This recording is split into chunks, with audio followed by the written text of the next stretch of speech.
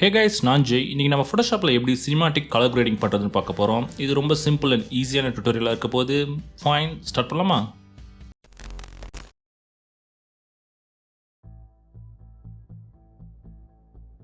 First ஃபோட்டோஷாப்பில் நீங்கள் edit பண்ணணும்னு நினைக்கிற இமேஜ் ஓப்பன் பண்ணிக்கோங்க. இப்போ அதோட டூப்ளிகேட் காப்பி க்ரியேட் பண்ணிக்கோங்க.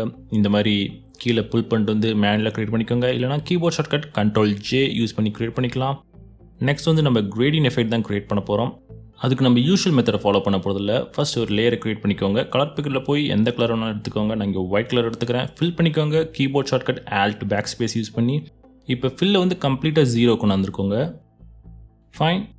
இப்போ வந்து ரைட் கிளிக் பண்ணி பிளெண்டிங் ஆப்ஷன் போய்க்கோங்க. அதில் வந்து கிரேடியன் ஓவர்லே ஆப்ஷனை செலக்ட் பண்ணிக்கோங்க. நான் மோடு வந்து நார்மலாக வச்சுக்கிறேன். இப்போ கிரேடியன் பாரை கிளிக் பண்ணிக்கோங்க. அதில் வந்து நியூட்ரல் டென்சிட்டின்னு ஒரு ஆப்ஷன் இருக்கும், கிரேடியன் பார். அதை செலக்ட் பண்ணிக்கோங்க. எல்லா ஃபோட்டோஷாப் வெர்ஷன்லையும் இது இருக்கும், அதனால் செலக்ட் பண்ணிக்கோங்க. ஓகே கொடுத்துக்கோங்க. நான் ரிவர்ஸ் ஆப்ஷனை எனேபிள் பண்ணிக்கிறேன்.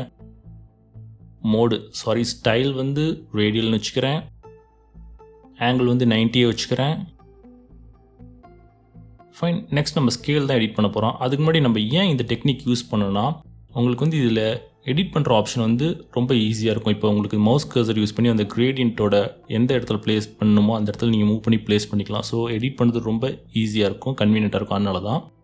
நெக்ஸ்ட் வந்து நான் இந்த இமேஜுக்கு வந்து ஸ்கேல் வந்து 114 வச்சுக்கிறேன். நீங்கள் இதே நம்பர் தான் வைக்கணும், இல்லை எக்ஸ்பெண்ட் பண்ணி பார்த்துக்கோங்க. இது பிஃபோர் அண்ட் ஆஃப்டர்.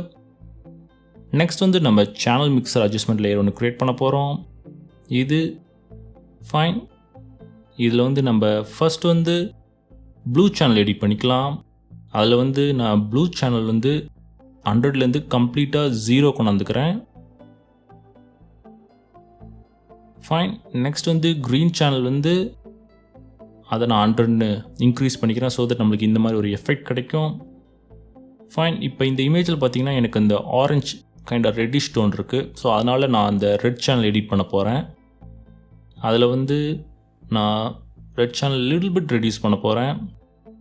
ஃபைன். ஒரு 100 இருக்குல்ல வந்து நான் 95 வச்சுக்கிறேன். உங்களோட இமேஜுக்கு ஏற்ற மாதிரி நீங்கள் அட்ஜஸ்ட் பண்ணி பார்த்து நம்பர் சூஸ் பண்ணிக்கோங்க.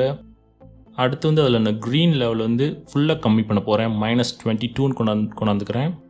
ஸோ எனக்கு இந்த மாதிரி எஃபெக்ட் கிடைக்கும். Very good.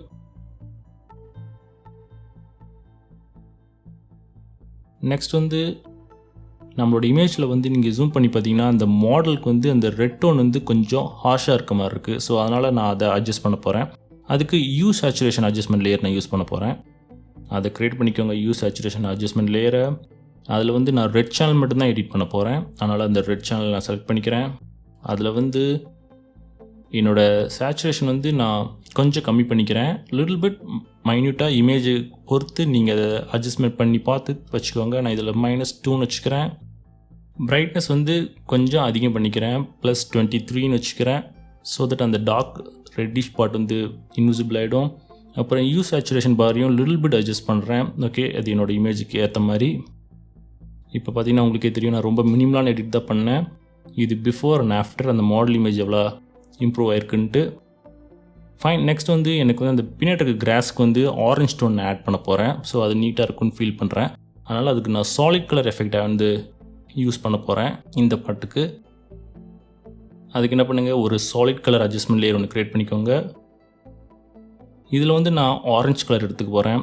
அது கலர் நம்பர் வந்து E28B3E. உங்களோட இமேஜுக்கு நீங்கள் தேவையான கலர் சூஸ் பண்ணிக்கோங்க. இப்போ நான் இதோட மோடு வந்து ஓவர்லேன்னு வச்சுக்கிறேன். எஸ், இது ரொம்ப ஆஷாக இருக்குது. இதை நான் ரெடியூஸ் பண்ண போகிறேன். இந்த இமேஜுக்கு சம்திங் அரௌண்ட் 20 to 30% அந்த ரேஞ்சுக்குள்ளே இருந்தால் கரெக்டாக இருக்கும். அதை நான் அட்ஜஸ்ட் பண்ணி பார்த்து வச்சுக்கிறேன். இப்போ நான் சம்திங் அரௌண்ட் 29 வச்சுக்கிறேன். There you go. ஃபைன். இப்போ பார்த்தீங்கன்னா நம்மளோட இமேஜோட பாட்டம் பார்ட் வந்து டார்க்காக இருக்குது. ஸோ அதை வந்து நான் கொஞ்சம் என்ஹான்ஸ் பண்ண போகிறேன். அதுக்கு பிரைட்னஸ் கான்ட்ராஸ்ட் அட்ஜஸ்ட்மெண்ட் லேயர் நான் க்ரியேட் பண்ணிக்கிறேன். இதில் வந்து நான் பிரைட்னஸை டச் பண்ண போகிறதில்ல. எனக்கு பிரைட்னஸ் லெவல் ஃபைன். கான்ட்ராஸ்ட் மட்டும் நான் ஃபுல்லாக ரெடியூஸ் பண்ண போகிறேன். நாட் கம்ப்ளீட்லி, சம்திங் அரௌண்ட் 20 ரேஞ்சில் நான் ரெடியூஸ் பண்ணிக்கிறேன். முன்னாடியே சொன்ன மாதிரி உங்கள் இமேஜுக்கு ஏற்ற மாதிரி நீங்கள் அட்ஜஸ்ட்மெண்ட் பண்ணி பார்த்து செலக்ட் பண்ணிக்கோங்க. ஃபைன். இப்போ நம்ம பிஃபோர் ஆஃப்டர் பார்த்துடலாம். இது பிஃபோர், இது ஆஃப்டர் மினிமலான சேஞ்ச் பட் நல்லா எஃபெக்டிவாக இருக்குது. நெக்ஸ்ட் வந்து எனக்கு வந்து இந்த எல்லோ டோன் இருக்குது அதில், அதை வந்து நான் சேஞ்ச் பண்ண போகிறேன். அதுக்கு வந்து கர்வ்ஸ் அட்ஜஸ்ட்மெண்ட் லேயர் நான் க்ரியேட் பண்ணிக்கிறேன். இதில் நான் ப்ளூ ஆப்ஷனை செலக்ட் பண்ணிக்கிறேன்.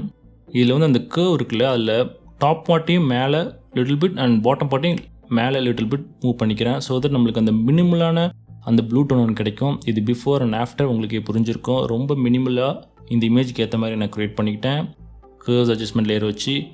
ஃபைனலாக உங்களுக்கு பிரைட்னஸ் அதிகம் பண்ணணுன்னா நீங்கள் வந்து எக்ஸ்போஷர் அட்ஜஸ்ட்மெண்ட் லேயர் க்ரியேட் பண்ணி எடிட் பண்ணிக்கோங்க. நான் இதுக்கு க்ரியேட் பண்ண போகிறதில்ல, இதே நல்லாயிருக்குன்னு ஃபீல் பண்ணுறேன். ஃபைன். ஒன்ஸ் நீங்கள் கம்ப்ளீட் பண்ணி முடிச்சாட்டி நம்மளோட கிரேடிங் ப்ராசஸ் கம்ப்ளீட் ஆகிடுச்சு. நீங்கள் எல்லா லேயரும் ஒரு சிங்கிள் லேயரை மேட்ச் பண்ணிக்கலாம். அதுக்கு ஷிஃப்ட் கண்ட்ரோல் ஆல்ட் ஈயை ப்ரெஸ் பண்ணுங்கள். இப்போ உங்கள் ஃபைலை சேவ் பண்ணிக்கோங்க. இது பிஃபோர் அண்ட் இது ஆஃப்டர்.